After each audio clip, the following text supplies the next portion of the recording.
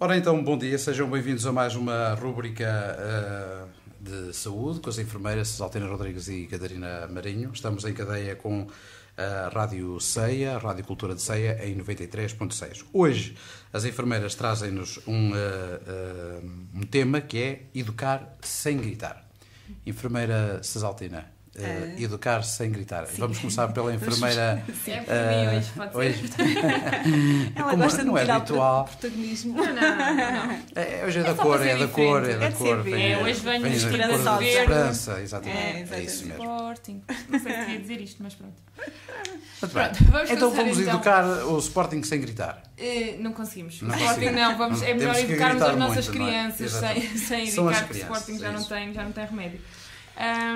Mas falamos em educar sem gritar, e isto sem dúvida que é o ex-libris de tudo aquilo que os pais procuram, e por vezes sabemos que se calhar há alturas em que não é tão fácil quanto isso, mas vamos tentar perceber um bocadinho como é que as coisas funcionam. Só para começar, uma frase que nós achámos engraçada de um autor, que é: o maior desafio que você, pai ou mãe, tem na vida é transformar todo o amor que sente pelos seus filhos numa experiência de crescimento mútuo. Isto quer dizer-nos que quando as crianças crescem, os pais crescem com elas, e se calhar o gritar não vai fazer com que este crescimento seja feito da maneira mais correta, da maneira esperada, quer por uns, quer por outros. E nós temos a questão de o que é que será que nós queremos dos nossos filhos? Será que nós queremos cobranças demasiadas? Será que nós queremos críticas infundadas? Será que nós queremos castigos inadequados? Ou será que não é nada disto que nós queremos? As crianças precisam mais de modelos do que de críticas. E quem é que são os modelos? São os pais. Quer o pai, quer a mãe, que são aqueles que estão a conviver diariamente com eles, são aqueles que eles veem como heróis, e são aqueles que eles vão imitar. Todas as situações que os pais fazem é aquilo que eles vão imitar. Se os pais fazem, é porque é correto. E então eu também posso fazer. O que nós sabemos que nem sempre é o correto. Exatamente. E isto nas coisas mais básicas e nas coisas mais complexas. Por exemplo, nós falamos muito, quando falamos em segurança rodoviária, no atravessar a estrada na passadeira. Se a criança vai com o pai e nessa altura eles até atravessam a estrada fora da passadeira, a criança assume esse comportamento como sendo correto, porque se ela fez com o pai é porque pode fazer, é porque é correto. E o simples facto de, cada vez que ela vai com o pai, sempre que têm que atravessar a passadeira, ou sempre que tiverem que atravessar a estrada, fazerem na passadeira, ela vai assimilar que aquele sim é o comportamento correto. Educar não é fácil, pois uma criança é diferente de outra criança, e o pai não pode educar, se tiver 2 ou 3 filhos, os 3 da mesma maneira, porque eles não exigem as mesmas coisas e não são todos iguais. Os feitios não são iguais. Os feitios, as personalidades não são iguais. As crianças têm personalidades e ritmos diferentes, não se pode lidar com todas elas usando sempre os mesmos métodos, não se deve educar com preocupação de dar o melhor possível, pois somos apenas pessoas normais e, como tal, erramos. E sabemos que não vamos conseguir fazer tudo correto. Deve-se sim usar o bom senso, sempre e em todas as situações. Ter bom senso, atenção, não é buscar a perfeição, porque ninguém é perfeito e nunca vamos conseguir atingir essa perfeição. É sim primar por ela, é disciplinar. E se há alguma coisa em que nós não somos perfeitos, com certeza que será na educação dos nossos filhos, porque há sempre alguma coisa que nos escapa. Principalmente pessoas que são pais pela primeira vez, não é? Que é muito mais difícil. Desculpa, Catarina, estar-te a incomodar. Desculpa. Estou a dizer isto porque é assim, tenho 2 filhos adolescentes e são completamente diferentes, e o que a Catarina estava a dizer tem tudo a ver. Se eu uso o método para um, não posso usar para o outro, porque eles não funcionam da mesma forma. E acho que é o maior desafio de nós sermos pais, é saber educar, porque nós nunca sabemos, nós tentamos sempre ser perfeitos, tentarmos sempre dar o melhor, e há sempre aquela, será que eu estou a fazer o mais correto? Não existem livros, não existem guias onde nós nos podemos orientar e que nós podemos seguir e dizermos assim, isto é o correto. Exatamente. Porque se calhar o que é correto para um não é correto para o outro. Mas há aqui uma situação controversa, que é, sempre ouvimos dizer a todos nós que uma palmada na hora certa é o correto. Mas parece que não, porque segundo Luís Maria, psicoterapeuta, autor do livro Educar Sem Bater, diz que a palmada não existe na hora certa. Exatamente. enfermeira Catarina ficou... Não, eu ia dizer que realmente é o que... Ela disse-me que ia hoje fazer chorar. Hoje é que sou eu que vou fazer chorar. No final, se ela precisar de uma palmadinha, nada. Não, é claro que poderá sempre e haverá sempre outra solução que não a palmada. Nós estamos a falar numa palmada na hora certa, nós estamos a falar em bater na criança, não é? Como às vezes acontece. Mas sem dúvida que poderá haver sempre outra solução correta ou mais correta do que sem ser a palmada. E isto está constantemente a surgir em obras, como é o caso desse livro, que nos fala exatamente dessa questão. Isto tem um bocadinho a ver com aquilo que a Catarina dizia, o exemplo. Se nós dermos o exemplo de que conseguimos resolver as coisas batendo, a criança vai aprender que é batendo que vai resolver as coisas. E se calhar vai se tornar uma criança agressiva. E não é por aí que nós queremos ir, não é esse o sentido que nós queremos incutir nas crianças, nem é essa a ideia. Uma criança mais violenta, exatamente, assim. Sim. Okay. Pronto. Desculpa. Quando nós falamos em disciplinar, nós falamos em ensinar comportamentos apropriados, pelo qual se aprendem os limites que são aceitáveis ou não. E quando falamos nestes limites, sabendo quais são os limites que nós temos, sentimos-nos mais seguros e sentimos-nos mais confiantes e mais responsáveis, e as coisas acabam por correr melhor.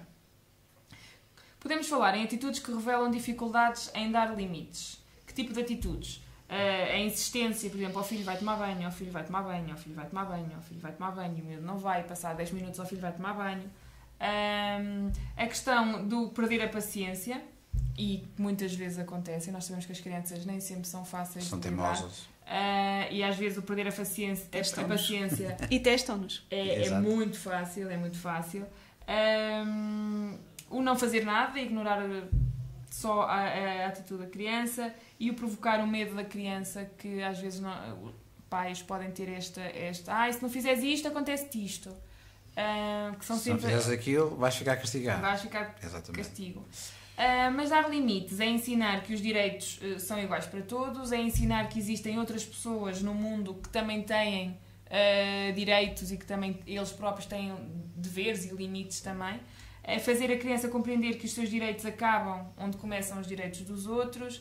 É dizer sim sempre que é possível, mas não esquecer que temos que dizer não também quando é necessário. E às vezes o que acontece é que é mais fácil dizer sim do que dizer não. E o não fica um bocadinho esquecido mesmo quando é necessário. Porque o facto de um pai dizer não tem a ver com ele ser bom ou mau pai. Não é? Tem a ver com conseguir estabelecer limites que para todas as crianças em qualquer tipo de educação são necessárias. Só dizer não aos filhos quando houver uma razão concreta. Não podemos também dizer não, e eles quando estão... mas porquê? Porque não? Isso por si só também não é justificativa que as crianças aceitem, e não vai ser um não que eles vão perceber. Tem que ser um não estruturado e com uma justificação válida, quer para os pais, quer para as crianças. Como diria o meu filho para mais eles novo, não é resposta.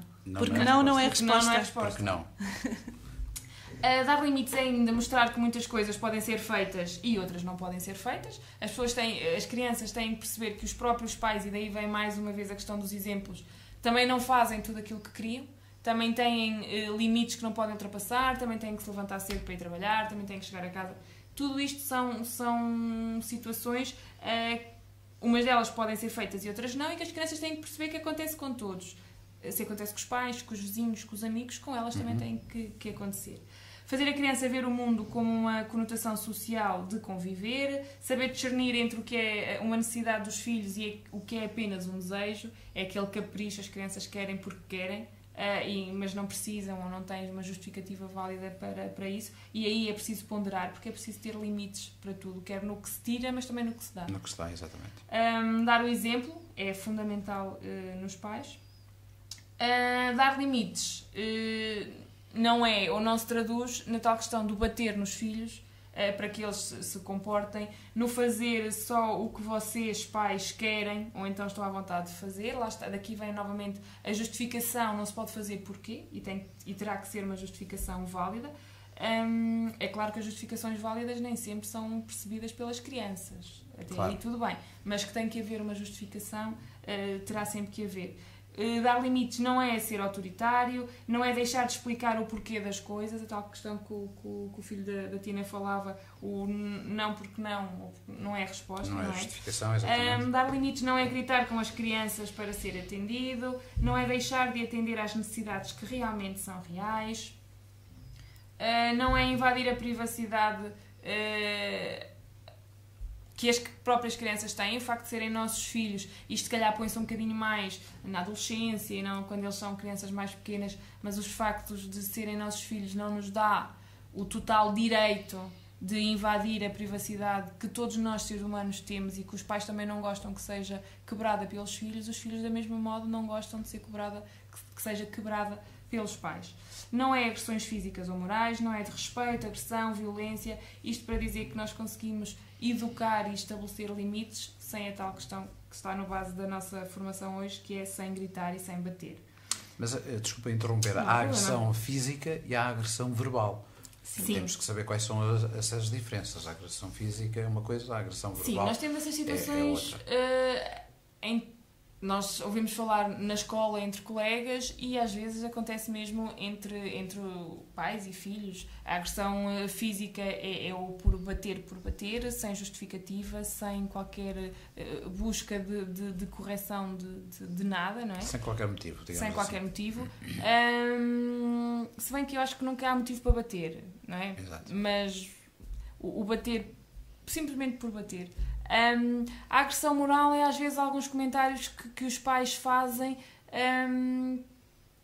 que não se pode fazer de qualquer maneira a pessoa nenhuma, muito menos aos filhos, ou aquela questão de como é que é, tu não percebes isto, então és burro e não percebes isto, estamos aqui há 2 horas e tu não consegues perceber, és burro ou és não sei o quê.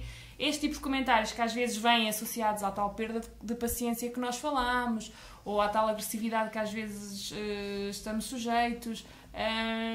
E que no acompanhamento, aquilo que nós dizemos é sempre benéfico, desculpa Tina, é sempre benéfico ir ao positivo e não ao negativo. Ou seja, é sempre melhor eu dizer estás com um bocadinho mais de dificuldades, mas tu vais conseguir, ou tu és burro e não percebes isto. Exatamente. É preferível nós irmos sempre ao positivo, tentarmos fazer e dizer o mesmo, mas com a ideia do positivo e nunca com a ideia do negativo. Eu só queria acrescentar uma coisa que cada vez se vê mais e infelizmente e acho que as pessoas têm que ponderar um bocadinho isto, que é o facto de, eu não sei se calhar vou entrar aqui numa sei lá. Pode entrar à vontade. Mas eu acho que a porta está aberta. A porta está aberta. Não está fechada. Está fechada, mas está aberta. Não, mas eu acho que cada vez mais, infelizmente, os filhos são utilizados, e isto sim é uma violência psicológica, estamos a falar de violência não só física, mas também psicológica.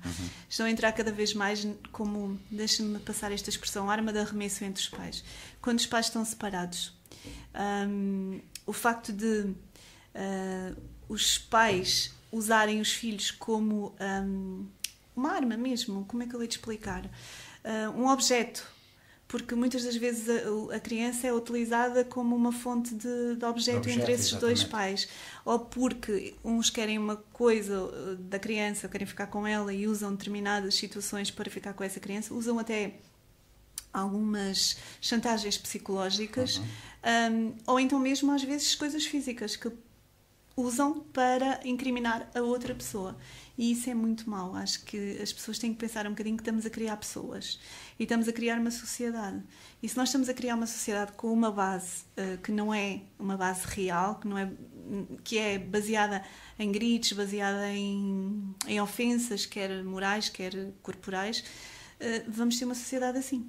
Vamos ter uma sociedade podre, deixem-me falar assim, porque não são criados os valores, que nós a seguir também vamos falar um bocadinho, não são criados valores de base que depois façam construir essa pessoa e que essa pessoa tenha os valores que pronto, foram incutidos. Eu não sou nenhum exemplo de nada, mas que acho que foram incutidos de uma forma muito, muito bem incutida, e que é isso que eu tento transmitir também aos meus filhos. Exatamente. E acho que às vezes as coisas não funcionam por aí, porque o pai é isto, o pai é aquilo, ou a mãe é isto, a mãe é aquilo, e isso não pode ser assim, porque no fundo são os pais e as mães dos nossos filhos, são as pessoas que eles têm mais como imagem, não é? E tirar essa imagem daquilo que é para uma filha, o pai é a imagem do supra-sumo, como para um filho, a mãe é a imagem também de algo muito importante.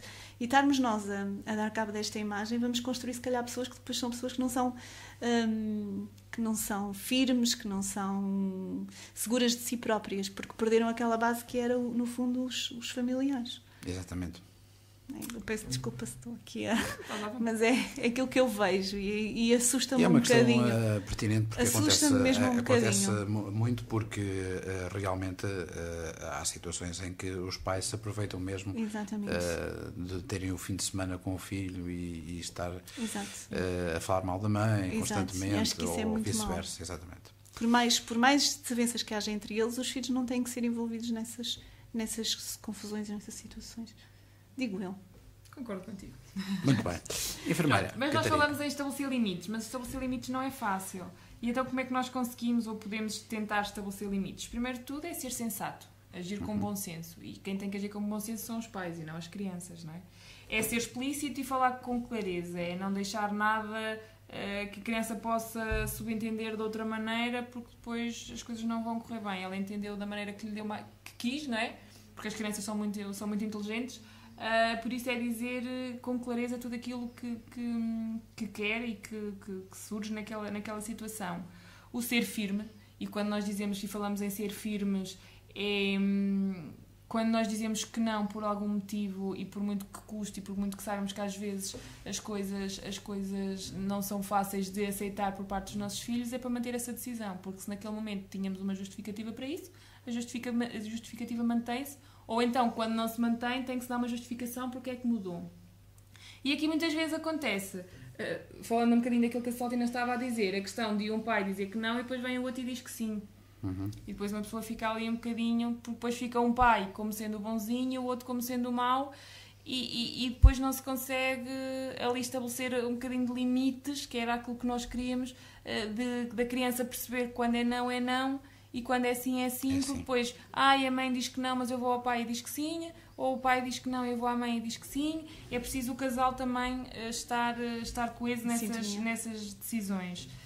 Acima de tudo, ser justo, ser paciente, ser orientado no sentido de preservar a criança, e temos que ter atenção quando educamos com as ameaças que são exageradas, não é? Aquelas ameaças que não são possíveis de se cumprir, o dizer uma coisa e fazer outra. Há bocado falámos, por exemplo, na questão de atravessar a passadeira, eu dizer, tens sempre que atravessar a estrada pela passadeira, mas eu quando estou a atravessar, atravesso pela estrada normal, não é? Lá está, é o exemplo que as crianças vão seguir. Se eu digo uma coisa, eu tenho que ser coerente com aquilo que eu estou a dizer. Certo.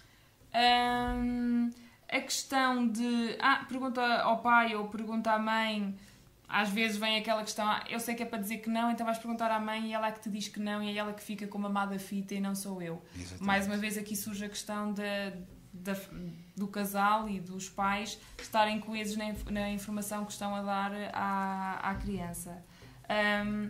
Reações diferentes em situações idênticas.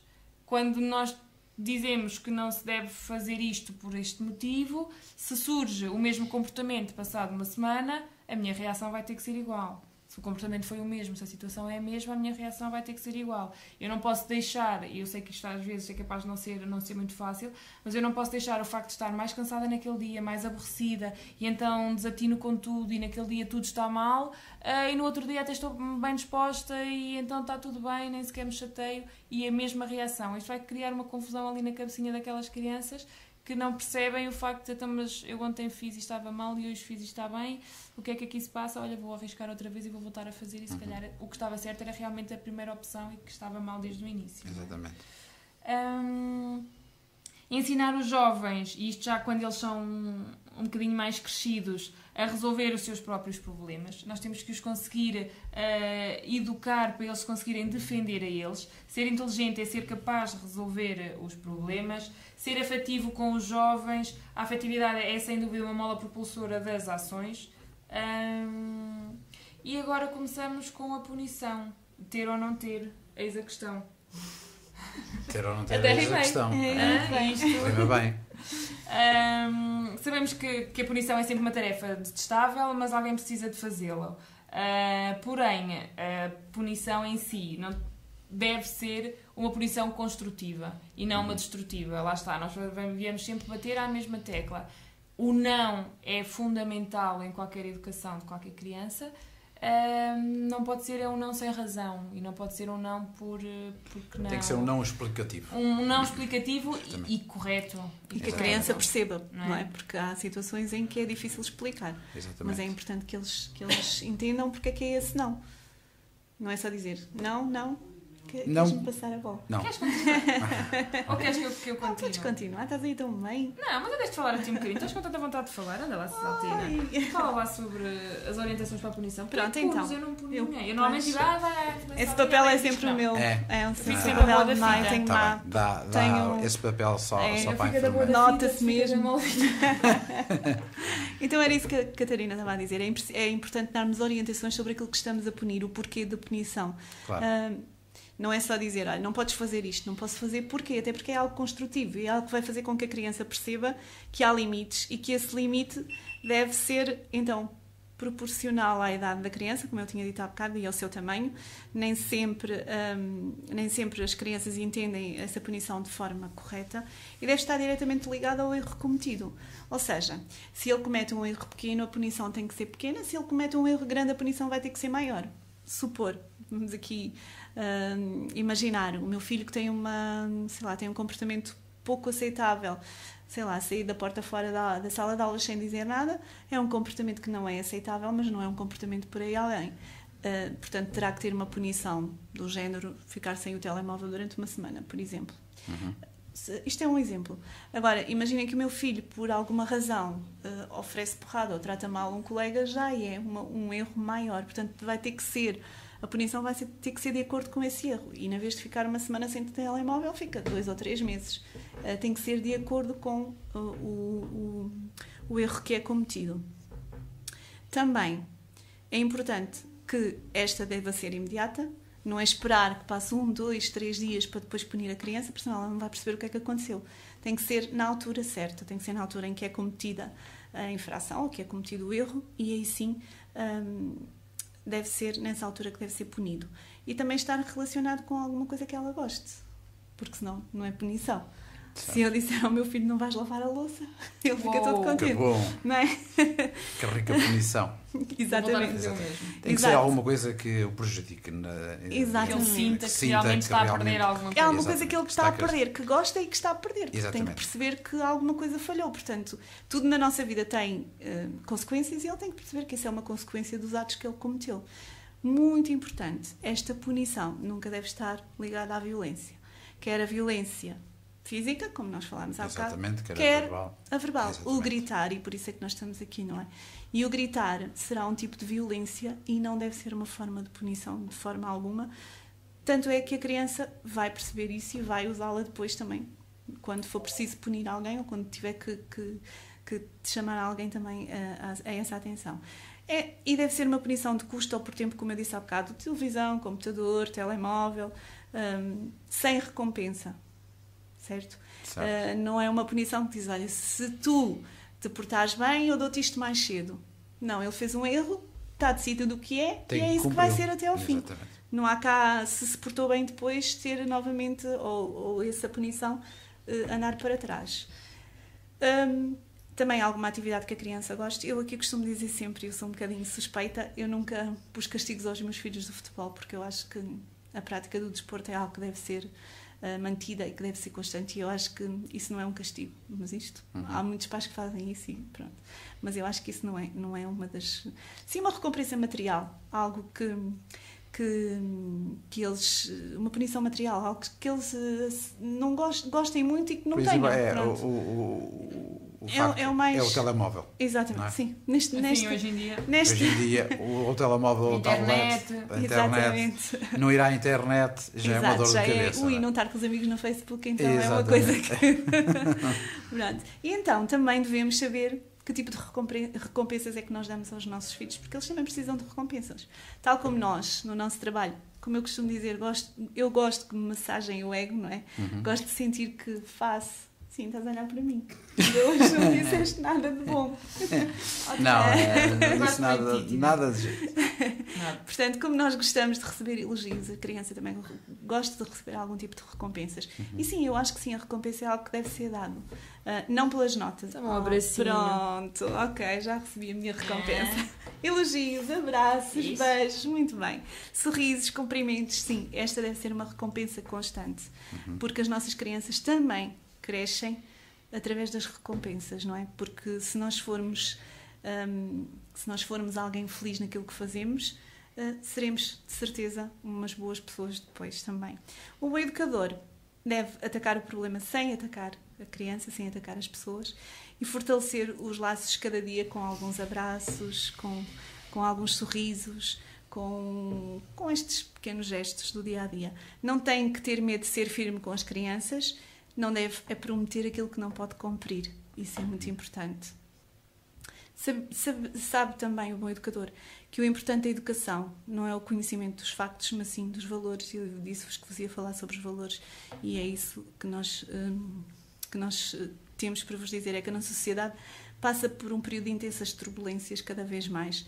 É violência urbana, é corrupção. Se nós, desprezo pelo ser humano, se nós abrirmos hoje no telejornal a primeira notícia que logo de manhã deu, foi o desrespeito pelo ser humano daquela adolescente, não é? Exatamente. E nós sabemos que cada vez mais estas coisas acontecem.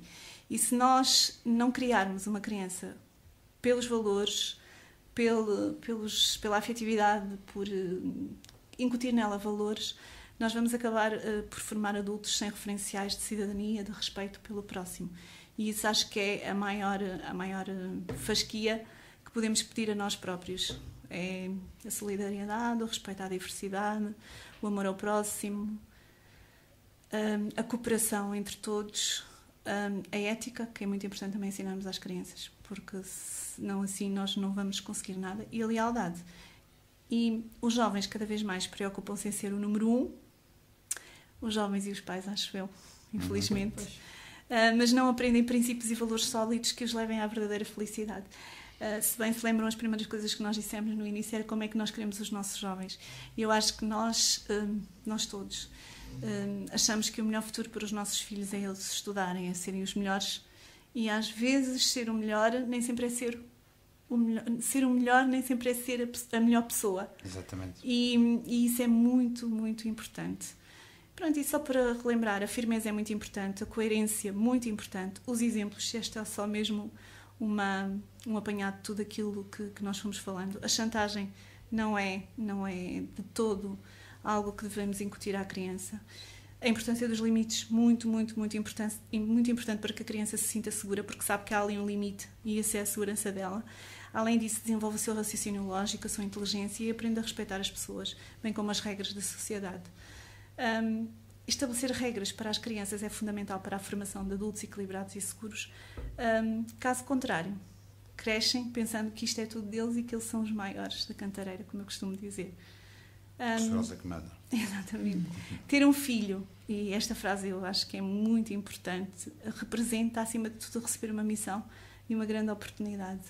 E nós esperemos que saibamos de alguma forma tenhamos ajudado para que isso aconteça. Eu só vos queria ler um poema que eu disse que ia pôr o Rui a chorar. Já pusemos a enfermeira Catarina com a lágrima no olho. Agora chama-se... Quando? Há bocadinho. Desculpa, não percebi. Chama-se Mães Más. Não é da minha autoria, é do médico psiquiatra, mas eu acho que tem tudo a ver. E começa assim: um dia, quando os meus filhos forem crescidos o suficiente para entender a lógica que motivou os pais e mães, eu hei de lhes dizer: eu amei-vos o suficiente para ter perguntado aonde vão, com quem vão e a que horas regressarão. Eu amei-vos o suficiente para não ter ficado em silêncio e fazer com que vocês soubessem que aquele novo amigo não era boa companhia. Amei-vos o suficiente para vos fazer pagar os repousados que tiraram do supermercado ou as revistas do quiosque e vos fazer dizer ao dono: nós tirámos isto ontem e queremos pagar. Amei-vos o suficiente para ter ficado em pé junto de vocês 2 horas enquanto limpavam o vosso quarto, tarefa que eu teria feito em 15 minutos. Amei-vos o suficiente para vos deixar ver, além do amor que eu sentia por vocês, o desapontamento e também as lágrimas nos meus olhos. Eu amei-vos o suficiente para vos deixar assumir as responsabilidades das vossas ações, mesmo quando as penalidades eram tão duras que me partiam o coração. Mais do que tudo, eu amei-vos o suficiente para vos dizer não, quando eu sabia que vocês poderiam me odiar. Por isso, e em alguns momentos, até odiaram. Estas eram as mais difíceis batalhas de todas. Estou contente, venci, porque no final vocês venceram também. E qualquer dia, quando os meus netos forem crescidos o suficiente para entender a lógica que motiva os pais e as mães, quando eles lhes perguntarem se a sua mãe era má, os meus filhos vão lhes dizer: sim, a nossa mãe era má. Era a mãe mais má do mundo. As outras crianças comiam doces no café e nós só tínhamos que comer cereais, ovos e torradas. As outras crianças bebiam refrigerante e comiam batatas fritas e gelados ao almoço e nós tínhamos que comer arroz, feijão, carne, legumes e frutas. Tinha que saber quem eram os nossos amigos e o que nós fazíamos com eles. Insistia que lhes disséssemos com quem íamos sair, mesmo que demorássemos apenas 1 hora ou menos.